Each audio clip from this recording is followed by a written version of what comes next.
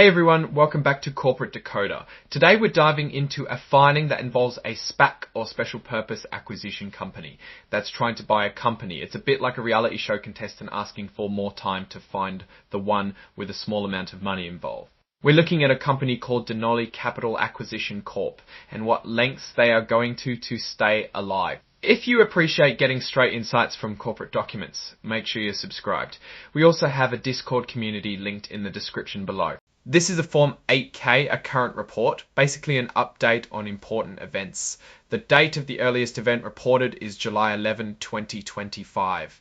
Denali Capital Acquisition Corp, which is based in the Cayman Islands, is the company filing this report. It looks like they're using this filing for a written communication. In simple terms, it means they are sharing extra information beyond the basic requirements for a filing. Here's a quick overview of what the company has registered. They have units, which are bundles of stock and warrants. Then they have Class A ordinary shares, which are the common stock and warrants, which give the holder the right to buy stock at a certain price. You can find them on the Pink Current and OTC QB markets, which are over-the-counter marketplaces. They are considered an emerging growth company. That makes sense. As a SPAC company, the rules for small companies apply to them. Now for the main event in item 8.01, other events. On July 11, 2025, Denali Capital Acquisition Corp had to deposit $80.74 into a trust account. Why? It's so they can have more time, one more month to find and complete a business deal. The deadline was previously July 11, 2025, but now they've extended it to August 11, 2025.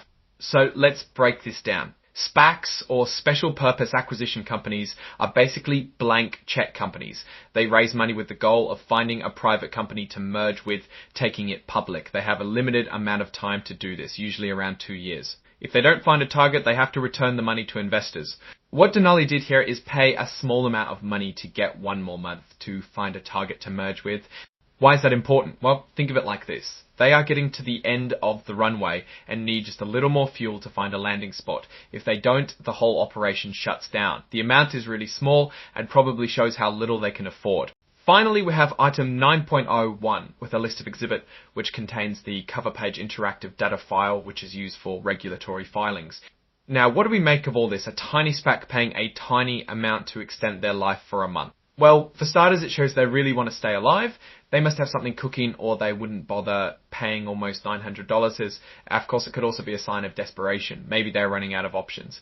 The fact that it's such a small amount of money is also a red flag to me. I wonder what other corners they might cut to try and stay alive.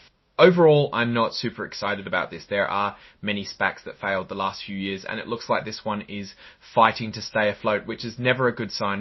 Alright, that's our breakdown of Denali Capital Acquisition Corp's recent filing.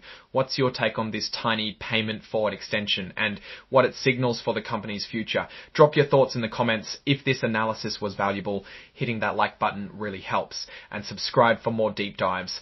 Don't forget to check out the Discord in the description. Thanks for watching and see you next time.